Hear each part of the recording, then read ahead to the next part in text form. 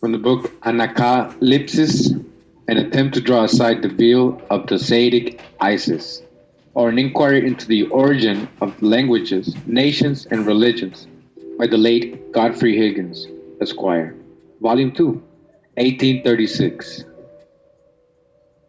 And we're going to go all the way to Chapter 4. And it says, Chapter 4 is, it says here, Lord Kingsborough on Mexico. Malcolm, Mexican mythos, the same as that of the Old World. Again, Mexican mythos, the same as that of the Old World. Where is the true Old World? Which one is the duplicate? Again, you see, it's not my theory. This is what scholarly research is leading to. The Mexican history gives us a long account of their arrival in Mexico from a distant country far to the west. The stations where the colony rested from time to time during its long migration, which took many years, are particularly described, and it is said that the ruins of the towns which they occupied are to be seen in several places along the coast. I think it is evident that this migration from the west is merely a mythos. The circumstances are such to render it totally incredible. In principle, it is the same as that of the Jews, but accommodated to the circumstances of the New World. Again, the migration stories of the Mexicans, right? He's saying that Mexica, the Mesheks, Mexica, Moses, Meshi. In principle, it is the same as that of the Jews, but accommodated to the circumstances of the New World. It really seems impossible to read Lord Kingsborough's notes on page 241 and not to see that the mythos of a chosen people and a God conducting them after long migrations to a promised land, attributed by the Spanish monks to the contrivance of the devil, was common to Jews, Christians, and Mexicans. I think it seems clear from page 186 that Mexico, or Meshi, Mexico, Moses, Moshe, was the Hebrew Meshi. Again, this person is saying what we've been saying already. Thank you, Drop Nation. Thank you, Tom Drop. Mexico was the Hebrew Meshi. Then it would be the country of the Messiah. Mexico, the country of the Messiah, the Meshech, Mexico. Or it might equally be the country of the leader. So in other words, when they, that wasn't his real name, the Meshi wasn't his real name either. We found that wasn't his real name either. But we didn't believe in a Messiah. We believed that there were a lot of prophets who the Creator led and we only serve the Creator. We didn't serve no prophet. No man could die for your sin. It's not possible. We die for our own sins, so I get right with the Creator. Plain and simple. He's gonna end up start explaining how Mr. J came here and started spreading Christianity, which he's actually already started getting into, because that's what he's talking about right now. In America, he was already here. And if you know the big head scientist story, you know he came from under the ground after he already failed, and then he was inside the earth at that point once he failed, and he came from out of the earth. All right, you understand if you know about the Pianamites, and they was dealing with the scientists who were geneticists and knew a lot about magnetism. All right, you need to look that up. Magnetism equals energy.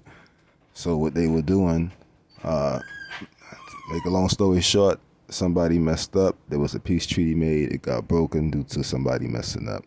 And they had a son. The son was mad. The son was mad because the mom, who was a Pianamite, they would call them Coneheads, the movie.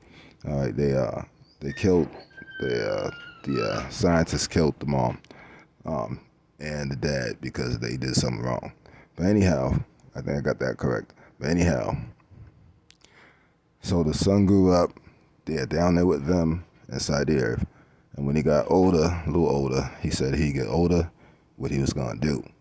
And he told his uncle this. His uncle said, what are you going to make, a devil? And that son did move on when he came to the earth as in Mr. J. As you put the Y before the Jacob, you see the name, all right? And you get rid of the J. And you see that's the name of the big head scientist, the evil scientist who made another people who were not a people. All right? Whom we call Moses, of the people whom we have found in western Syria. Again, Mexico, named after the country of the leader whom we call Moses. All right? Again, this is from a different source. We're getting this, but we've been correlating already. His lordship shows that the word Mesitli or Mexico is precisely the same as the Hebrew word Messi or Mesih or anointed. He let the people loose on the whole entire world. And that one of these gods shall sit on the right hand of the other. Page 82. In the next page, he says the full accomplishment of the prophecy of a Savior in the person of Quetzalcoatl. Again, now here's the thing: when they met Mr. J, okay, the mad head scientist, the mad scientist, the mad big head scientist, they did think that he was something special. They didn't realize that he was not the creator. Now, I know our first people knew that he was not the creator. The first ones do. I know the first time he came, they did battle. That was okay, but the second time, some people did fall for it, and that's how we got him. Now you're about to see how the snake, okay, integrates his mess into our stuff. If you look over to the right, you see how big this guy is. So he was a giant, and that's small, how we were compared to them. We were actually pretty big back then.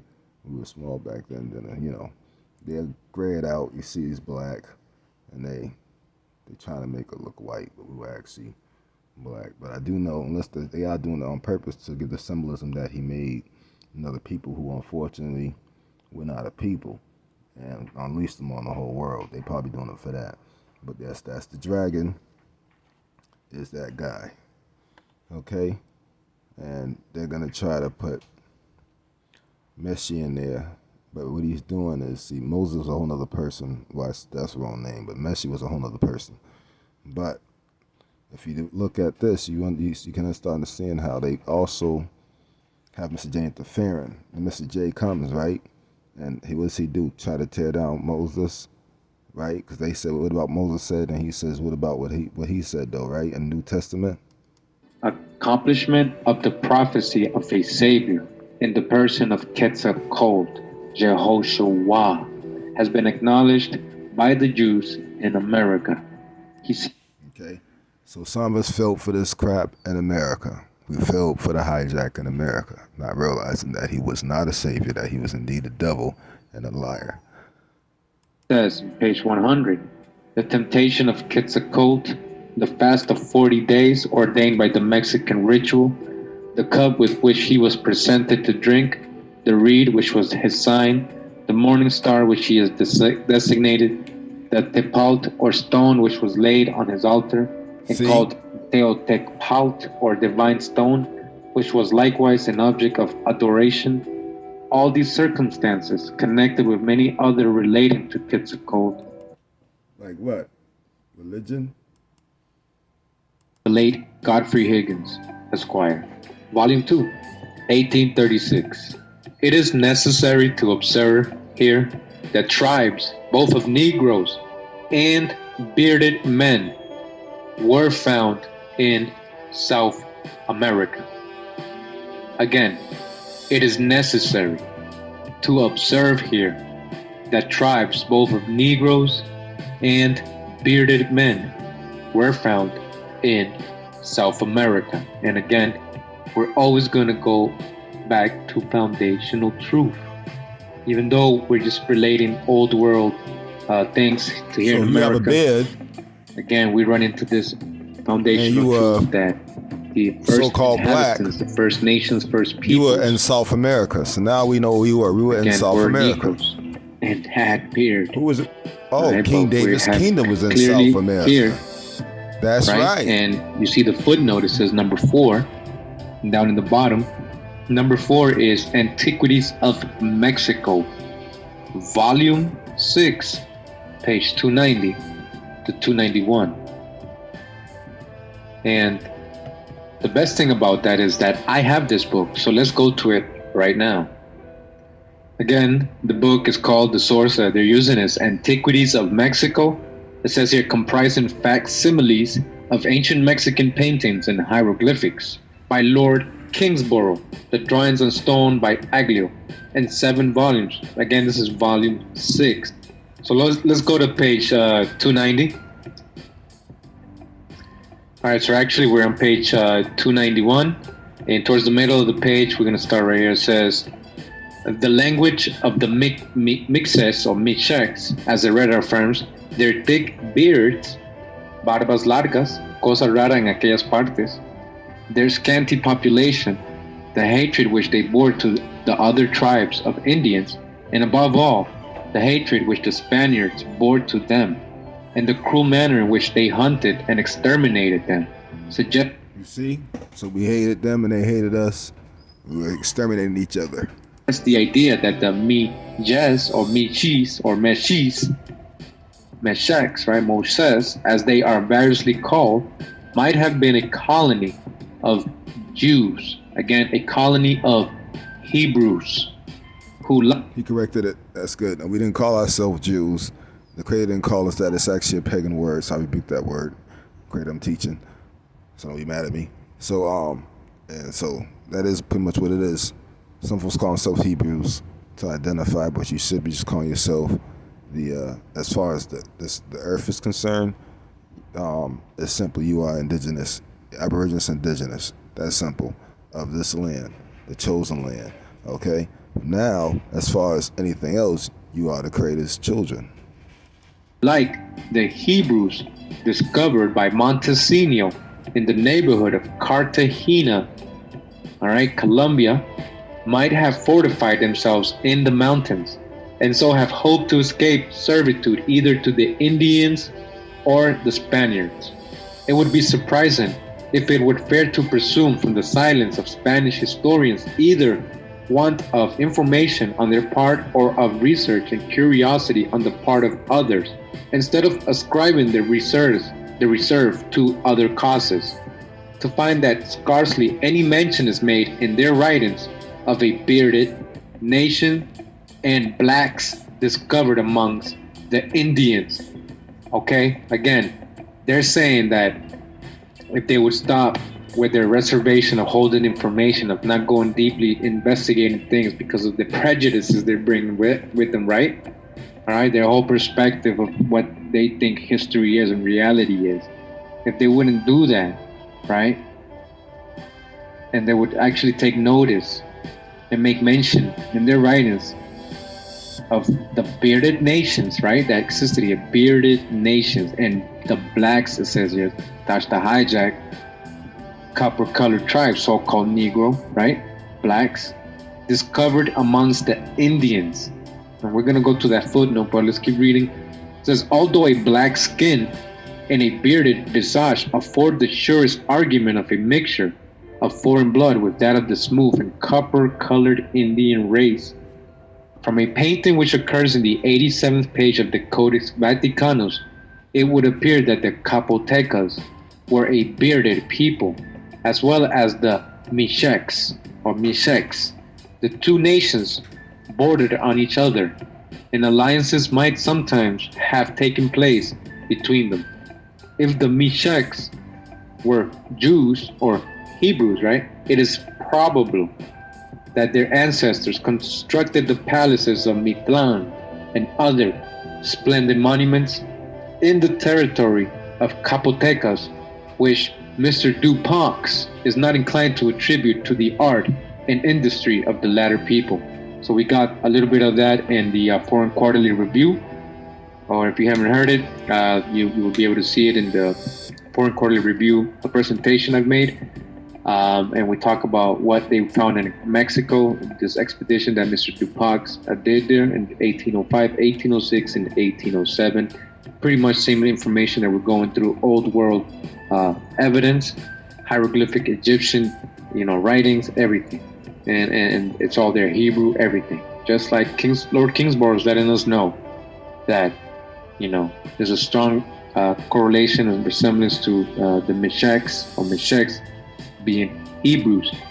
And not only that, right, but then he's also letting us know black, all right, amongst the Indians, black skin and bearded visage afford the surest argument of mixture of foreign blood, because the way he sees it is that all so-called Negroes came out of Africa, in his view, right? But you were already here. That's why they found blacks, so-called blacks, amongst the Indians. But when you go look at the walls and everything else, all you're going to see is so-called black, right? Copper-colored tribes of America, all right? Continuing, it says that the Mixtecs were not the barbarous people that Spanish authors described them. Is evident from the superior knowledge which they possess of the art of Indian. So they were not barbaric people like the Spaniards and Portuguese described us. We were full of knowledge. In warfare, but whilst the Tlaxcaltecas, with an army of 150,000 men, could scarcely preserve their independence against Montezuma, and had in fact consented to the payment of a slight tribute. So again, we went all the way to Lord Kingsborough's book because we were reading this book, right, on Apocalypse, and it was saying to us that it is necessary to observe here that tribes both of Negroes and bearded men were found in South America. So we went to verify the source. We everywhere were met with the Mexican divine names ending in Tle or Tle as Teotle, that is D-O or God Tle. It has been So we had divine names. Been observed by Lord Kingsborough, as well as by almost all the Spanish authors, that the Mexican language, again, it has been observed by Lord Kingsborough, as well as by almost all the Spanish authors, that the Mexican language is so full of Hebrew words as to be almost Hebrew. We have seen God everywhere crucified and suspended from the cross. Again, he's saying in the Mexican hieroglyphs and codices. So eventually the Messis felt for the hijack of somebody being nailed to a cross. Okay? And that was the hijack that we felt for. We shouldn't have felt for that. We supposed to only serve the Creator only, not serve, not raise a king. They did end up kind of raising up King David, if you actually think about it. They made songs about King David. Those who know the songs that read the Bible, it's in your King James. It says that King Saul slayed 1,000, but King David slayed 2,000. They called him the greatest warrior ever, and who could stand against him. That's what they would say. However, he was just a man. And if you go look at, what's that place when they do the Mardi Gras? I forgot the name of the place, New Orleans, right? And thank you, Crater. And they do the Mardi Gras in New Orleans. What they walk around with a cross and some dude, plastic thing on a cross. It's like a dude that's plastic on the cross, and they dance around in Mardi Gras, praising this thing, depicting the big head, mad head scientists. They don't even realize what happened. And you see the one eyes. You see that, right? So, and you see the feet. See the feet, fingernails and the feet, right? Those are green looking nails. They're green looking, and these ones are sharp. So therefore, why is there a horn? So it was indeed a devil. You got to start peeping the things they show you. And so unfortunately, people fell for this even way back then. Like a friend said, folks were praising Mr. J back then, even in Babylon. He's saying that we have seen God everywhere, crucified and suspended from the cross. Not realizing we have found the sacred animal, the llama, or sheep. Again, sheep. And you know, we just got this in Lord Kingsborough's book about the llama or lamb, right? So we did have our type of sheep, and we did have shepherds then to tend these sheep we had over here. We have found the mythos of the crucified Savior. Again, we have found, my people, the mythos of the crucified Savior. See that? So they fell for full sinker back then. And this goes to explain even further how bad that they fell into it. They even started having wars over it. And then eventually, after they fell for it fully, what happened? Who came against us? Mr. J, the one who said he was going to bring a group of people who would cause mischief in the land. The big head scientist said this. He brought them against us. And we were fighting against each other at the time on top of that too. Right? That show what this person in this book, Anacopolis, is talking about, proven, and that the Spanish government has gone through much anxiety to suppress the information. All right? They have basically held this from you. They don't teach you this in school. No, why would they teach you that? You see, if they taught you this, you realize that that religion came from them, and that bad scientists who raised them up, all right, and taught them their religion, his religion, which is chicken army. What's the other word? Chicken army and some other word they called it. Excuse me, but anyhow, he taught them this inside the mountains, the Caucasus Mountains, and the other mountain. I forgot the other mountain's name. But yeah, he taught them this stuff, and this was their religion. So meanwhile, when he was teaching them, he was still making his trip over here, telling us all this stuff, and we stopped falling for it. You understand? And look at us. We're not even dressed like you're supposed to be at this point. We were just not covered anymore, and we was covered before this. So this how bad we had totally gone rogue. So when they came, Mr. J, the big head scientist, already had set it all up so that we were already completely serving him, that we were already going against the Creator by doing this, sacrificing babies and all other stuff. He had our people hook, line, and sink at this time. And then what he do? He brought them, the ones he created and raised up, people who were not a people, against us.